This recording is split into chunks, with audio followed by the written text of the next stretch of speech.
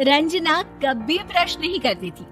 उसे कितनी बार उसके माँ बाप ने डांटा, लेकिन उसका कोई असर उस पर होता ही नहीं था, जिस कारण से उसके दांत पीले पीले हो जाते हैं। शादी के बाद अरे बहू, वैसे तो तुझ में कोई कमी नहीं है, पर तेरे दांत इतने पीले कैसे हैं बेटा? कैसे मतलब? कोई सर्जरी थोड़ी ना कराइए। वो तो क्या नाम, मैं ब्रश नहीं करती थी तो पीले हो गए। अब क्या करूं? आप कहें तो लाल करवा लूं या फिर काले? यार ये क्या है, क्यों माँ से लड़ रही हो? लड़ रही हूँ? अरे मैं लड़ रही हूँ या ये बोल रही है कि दांत पीले हैं, पीले। अरे तपस्या थोड़ी ना की है इन्हें पीले करने के लिए, बकायदा ब्रश नहीं किया है 20 साल तक, तब जाकर। छी, कैसी बात कर रही हो? ये उस वक्त तो पीले नहीं थे जब हम लोग तुम्हें देखने आए थे। अरे तब साफ करवा लिया होगा डेंटिस्ट के पास जाकर। अब देखो कैसे पीले पीले लग रहे हैं। रंजना सास की तरफ गुस्से से देखती है। फिर शुरू हो गई पीले पीले पीले। अरे पीले तो तब भी थे जब मेरे हाथ का रसगुल्ला उड़ा उड़ा कर खा रही थी और बोल रही थी, लड़की नहीं गुणों का खजाना दे रहे भाई साहब आप। अब वो लोग करते भी तो क्या करते, पीले दांत वाली बहू पल्ले पड़ी थी तो झेलना तो था ही।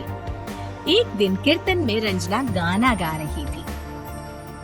अरे कमला बहन, माँ का द्वार है, यहाँ तो सब शुद्ध होकर आते हैं, फिर अपनी बहू को ब्रश भी नहीं करवाती तुम। दूर से पीले पीले दांत भक्ति में बाधा उत्पन्न कर रहा है। अरे कोई 2 साल के बच्चे थोड़ी ना लेकर आई हूँ मैं बहू बनाकर, अच्छी खासी लड़की है। अरे कैसे करवाऊं ब्रश, ये तो उसे खुद करना चाहिए ना। अब माँ बाप तो इसके जैसे तैसे निपटा दिए, ये नहीं सोचा कि सास कैसे संभालेगी। सास बहू को लेकर घर आ जाती है, लेकिन सोच लेती है कि अब इसे लेकर कहीं नहीं जाएगी। अगले रोज बहू कहती है, अरे क्या हो गया, मंदिर नहीं जाना क्या? कीर्तन का वक्त हो रहा है। मेरी मधुर वाणी से कान्हा जी जागते हैं और सोते हैं। आप तो जानती है ना उनकी भक्ति में कितना मन लगता है मेरा। वो क्या है ना, तबीयत ठीक नहीं लग रही है मेरी, आराम करूंगी मैं। तबीयत ठीक नहीं लग रही? अभी तो मिथुन के गाने पर नाच रही थी आप, और अब बोल रही है कि तबीयत ठीक नहीं लग रही। अरे भक्ति में मन लगा लो सासू माँ, ऊपर जाना है, क्या मुंह दिखाओगी आप? हाँ? सास को बहू की बात पर गुस्सा आ जाता है। मैं क्या मुंह दिखाऊंगी, इसकी चिंता तो ना कर, समझी?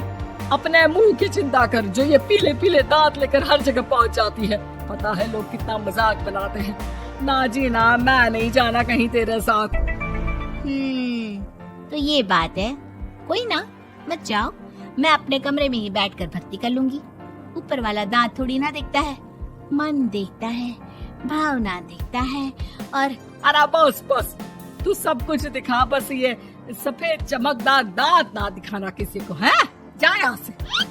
बहू को सास की बात का कोई फर्क नहीं पड़ता, वो तो जैसी थी वैसी ही रह जाती है। सुबह नहाकर किचन में खाना बनाना, फिर खाना खाना, कीर्तन भजन करना और सो जाना। एक दिन, माँ जी मैं सहेली के घर जा रही हूँ, शाम को लेट आऊंगी। हाँ, तो जाना, मैंने कौन सा तेरी आरती करनी है घर पर बैठकर। रंजना सहेली के घर जाती है, जहाँ वो पार्टी में जाने की तैयारी कर रही होती है। अरे शिखा, कहाँ जाने की तैयारी कर रही है? मैं गलत वक्त पर आ गई क्या? अरे नहीं यार, उल्टा सही वक्त पर आ गया। मैंने ये साड़ी और ज्वेलरी निकाली है यार, शाम को इनके ऑफिस की एक पार्टी में जाना है। बताना कैसा लग रहा है ये सब? नहीं यार, इस ड्रेस के साथ तो वो वाली ज्वेलरी अच्छी लगेगी। हाँ, सही बोल रही है, मैंने ध्यान ही नहीं दिया। वैसे तो हमेशा से मस्त फैशन सेंस रखती है। तो बड़ा जाती होगी ना पति के साथ पार्टी में। रंजना कुछ नहीं बोलती, बस सोचती है कि यार काश ये बात सही हो जाती, पर मैं क्यों नहीं जाती पार्टी में? क्या इन लोगों की कोई पार्टी होती नहीं होगी? रंजना घर आती है और रात में पति से सवाल करती है, एक बात बताइए, आप मुझे किसी पार्टी में क्यों नहीं ले जाते? क्या आपके यहाँ ऑफिस में पार्टी नहीं होती? पति बेचारा क्या कहता कि दांत पीले हैं तुम्हारे इसलिए। अरे कोई पार्टी होती नहीं हम लोगों के ऑफिस में, तो कहाँ से लेकर जाऊं? और मार्केट, मॉल, कहीं वीकेंड घूमना, कहीं तो। अरे यार, सारे हफ्ते में एक छुट्टी मिलती है, तो सोचता हूँ कि आराम ही करूँ। क्यों? रंजना मन मार के रह जाती है। पहले कभी सास के साथ मंदिर जाया करती थी, लेकिन वो भी सास ने ले जाना बंद कर दिया। घर बैठी बैठी रंजना बोर हो जाती है। तभी उसे आइडिया आता है और वो मायके जाने का सोचती है। सासू माँ, 2 दिनों के लिए मम्मी के घर जा रही हूँ। अच्छा ठीक है, आराम से जा। और हाँ, माँ से कुछ अच्छी आदत सीख कर आना कि कैसे शरीर के हर भाग की तरह दांतों की सफाई भी जरूरी होती है, समझी? शुरू हो गई ना आप। वो लोग आपकी तरह नहीं है कि छोटी छोटी बात का बतंगड़ बना दे। उन लोगों के लिए मैं मायने रखती हूँ, ना कि मेरे पीले पीले दांत। रंजना माँ को बिना बताए उन लोगों को सरप्राइज देती है, लेकिन जैसे ही वो दरवाजे पर पहुँचती है, अंदर देखती है कि घर वाले कहीं जा रहे होते हैं।